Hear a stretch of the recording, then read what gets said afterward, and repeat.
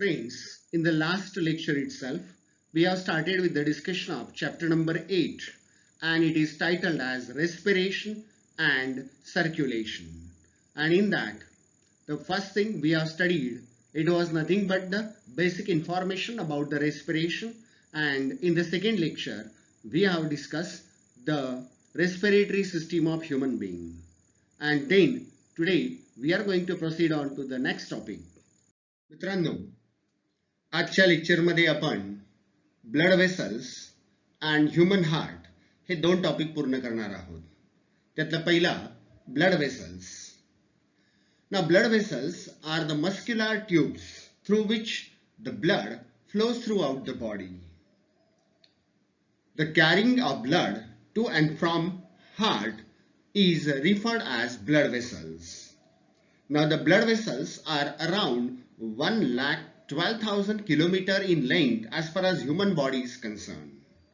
And the blood vessels, they consist of arteries, veins and capillaries.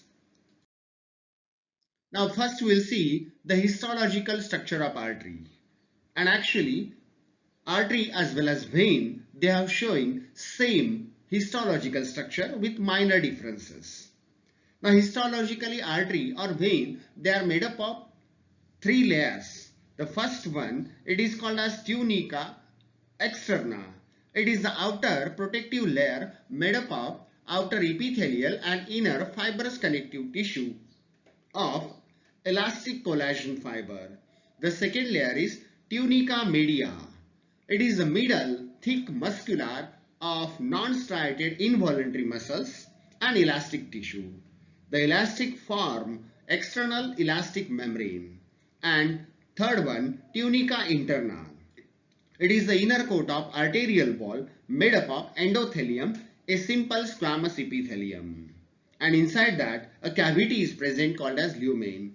It is the inner cavity of artery and vein which is smaller in case of artery as compared to vein. Now, if we see histological aspects of the vein, histology of vein is similar to that of artery except tunica media is thin in vein and lumen is large as compared to artery. Now here you can have the outermost layer that is called as tunica externa in both artery as well as vein.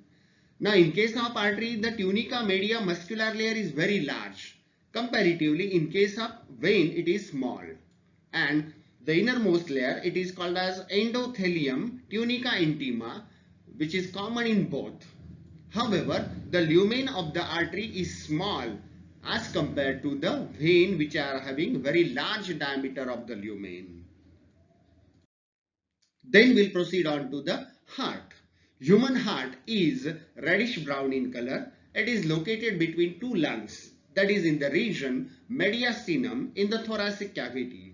Human heart means are about 12 centimeters in length, 9 centimeters in width and 6 centimeters in thickness. It is weighing around 280 to 340 grams in male and in female 230 to 280 grams. The adult weight is achieved between 17 to 20 years of age. The heart is hollow, fibromuscular pumping organ, somewhat conical or pyramidal form, with upper part broad and base the lower narrow part the apex. Apex rests on the diaphragm and slightly tilted towards the left side. Hence the heart appears to be situated obliquely in the thoracic cavity. The volume of the heart is around 700 ml at the end of diastole, whereas actual volume of the muscle is just 300 ml.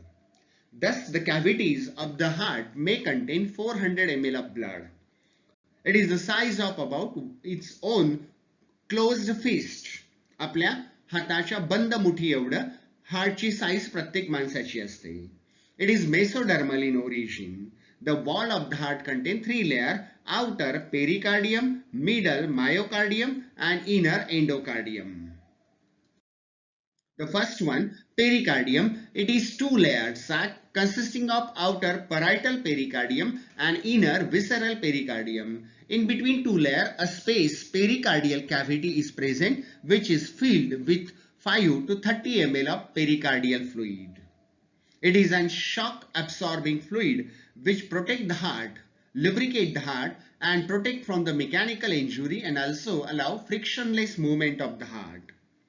Pericarditis refers to the inflammation of pericardium. The membrane become dry and produce pain in the heartbeat. That is, we can say, a kind of abnormality. The second layer is myocardium.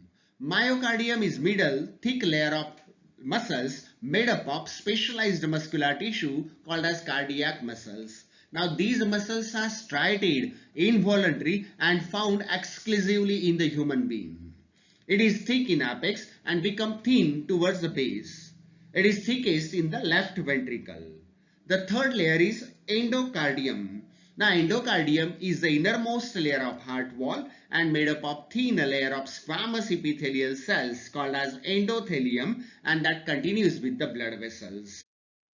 Now if we see the structure of the heart, in case of human being, first we'll see the external structure of the heart. Now human heart is four-chambered containing two auricles and two ventricles. As far as the external surface of the heart is concerned, it shows grooves or sulci. The left and right atria are separated externally by shallow vertical interauricular groove that separate two auricles. The atria are demarked by ventricles by an oblique groove called as atrioventricular groove or that is called as coronary sulcus. Now these are present as anterior and inferior interventricular grooves. Now this is the external view of the human heart. Now here you can see intraauricular and intraventricular sulci and these are the auriculoventricular sulci where you can clearly demarcate the four chambers of the human heart. Now the first chamber of the human heart, it is called as atria or auricle. The right and left atria are thin walled. The left atrium is smaller than right atrium. The superior vena cava, inferior vena cava and coronary sinus opens into the right atrium. The superior vena cava carries blood from body's upper region or upper part. The inferior vena cava is larger than the superior vena cava and it carries blood from the lower region, from the chest, from the abdomen, from the limbs. The coronary sinus carries majority of blood to the heart itself. The coronary vein open into coronary sinus. The right atrium receives deoxygenated blood while left atrium receives oxygenated blood from the lungs by two pairs of pulmonary veins that can be seen in the diagram itself. Now ventricles.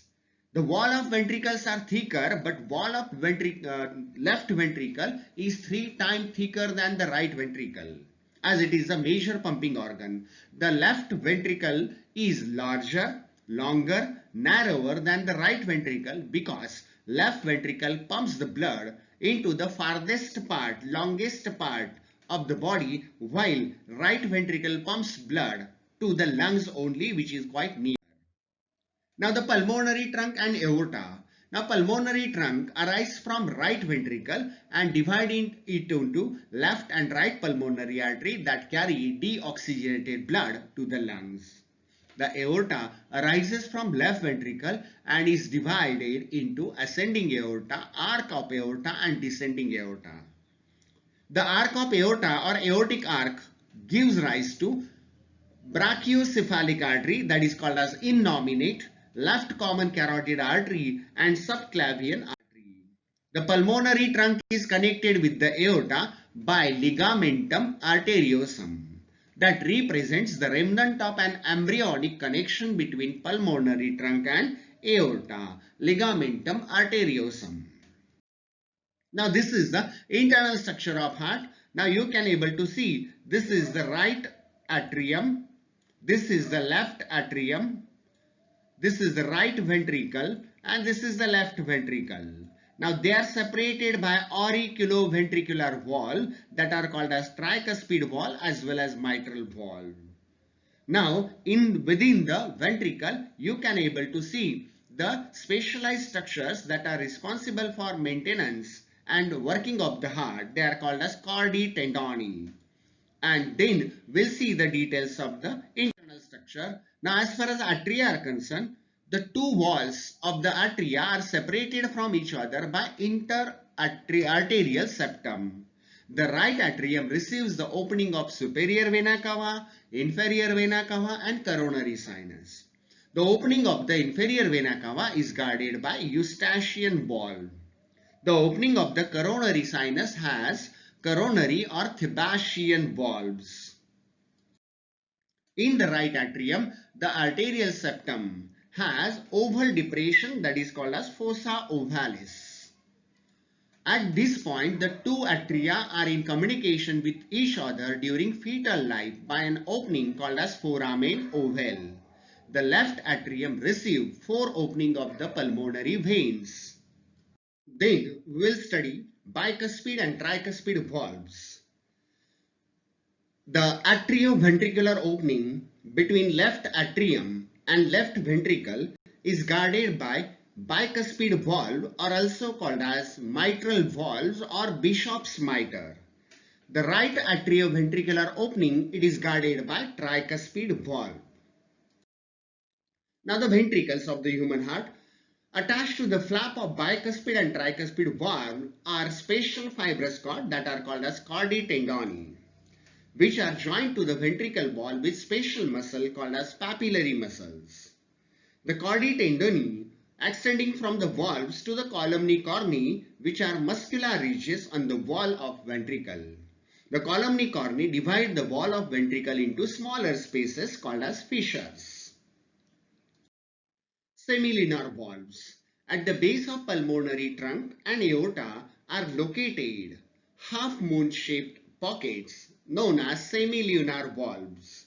These valves allow the free and forward flow of blood but prevent backflow of blood. Then circulation of blood in human body. As human heart is four-chambered, there is a complete double circulation. The route followed by blood from heart to the lung, it is called as pulmonary circulation. Now here you can see this blue colored structure, that is called as pulmonary structure, pulmonary circulation. The route of blood from heart to the body part, here it is shown in the red colored. The route of blood from heart to the body part except lung and back, it is called as systemic circulation. Then we'll go for origin of heartbeat. In mammalian heart, it is said to be the myogenic. Myo, that stands for muscle, genic stands for originating, that means the wave of contraction is generated within the heart muscle itself. Sinoauricular node is a neuromuscular tissue and it is 0.3 millimeter in size. The heartbeat beginning from the SA node, that is pacemaker, which lies in the wall of right atrium near the opening of superior vena cava. Now conduction and regulation of heartbeat in human heart, another mass of neuromuscular tissue, that is AV node, auriculoventricular node, or it is also called as pacesetter. It is situated in the right atrium at the lower end of interarterial septum. A mass of spatial fiber called as bundle of His divides into two branches, one going to each ventricle, right branch and left branch bundle. Within the myocardium, the bundle of His divide into network of fine work or fine network of the, we can say, nerve fiber, that is called as Purkinje fibers. Now impulse conduction is conveyed as SA node to AV node to bundle of His to Purkinje fiber, and from there myocardium of entire ventricle, it will be innervated. Then chemical control of the human heart. Now adrenaline and noradrenaline are secreted by medulla of the adrenal gland. Noradrenaline accelerates the heartbeat under normal condition, while adrenaline does this function at the time of emergency. This hormone directly influences the SA node. Thyroxine, another hormone secreted by thyroid gland, increase oxidative metabolism of the body cells. These require more oxygen and indirectly increase the heartbeat. Elevated blood level of potassium and sodium decreases contractibility of the heart muscle and increase the heart rate. An excess of calcium plus iron increase heart rate. Increased body temperature during fever and strenuous exercise increase heart rate. Strong emotions like fear, anger, anxiety, they also increase heart rate and resulting into increase in the blood pressure. Mental states such as depression or grief, it decreases the heart rate. The heartbeat is faster in adult female. The heartbeat is fastest at the birth, that is around 120 beats per minute for a newborn baby, and moderately fast in youth and average in the adulthood. Then we'll see cardiac output CO. The amount of blood pumped by heart per minute is called as cardiac output. Heart of normal beat 72 times and pumps around 70 mm of blood per beat. Now cardiac output can be calculated as stroke volume plus heart into heart rate. That is CO is equal to SV into HR. That means SV is 70 and HR is 72. So it is almost 5040 ml per minute. Approximately it is a 5 liters of blood which is pumped per minute through the human heart. Now according to Frank Sterling's law, if more blood is delivered to the heart by vein, more blood will be pumped by the heart. Vigorous exercises increases cardiac output as much as 21 liters per minute in the athletes. Cardiac output goes out up to 35 liters per minute in world-class athletes. Very fast one. The difference between maximum and resting cardiac output is called as cardiac reserve. Now this is the percentage of blood supply to the different parts. Now lungs and the heart, these are the main structures, and from the heart itself you can see the distribution of blood around liver 27%, gastrointestinal tract 22%, skeletal muscle 15%, brain 14%, then skin 6%, bones 5%, and heart muscle themselves 3%. Now this is the distribution or percentage supply of blood from heart to the organs and back to the heart. तर मित्रांनो, आजच्या video lecture मध्ये आपण blood vessels ज्याच्यामध्ये arteries, veins यांचं हिस्टॉलॉजिकल structure आणि त्यानंतर human हार्टचं general structure, त्याच्यानंतर ज्याला आपण external structure of the human heart म्हणतो आणि internal structure of the human heart तेही बघितलं, आणि त्याचबरोबर कार्डियाक आउटपुट, हार्ट वॉल्व्स या सगळ्या टॉपिक्सला आज आपण कंप्लीट केलेलं आहे. जर तुम्ही मनापासून हा व्हिडिओ बघितला तर 100% तुमच्या अभ्यासामध्ये त्याची मदतच होणार आहे. तर मित्रांनो, पुन्हा एकदा सांगतो, अभ्यास करत राहा जेणेकरून तुम्हाला येणाऱ्या परीक्षेमध्ये अतिशय चांगलं यश संपादन करता येईल. धन्यवाद मित्रांनो. Thank you very much.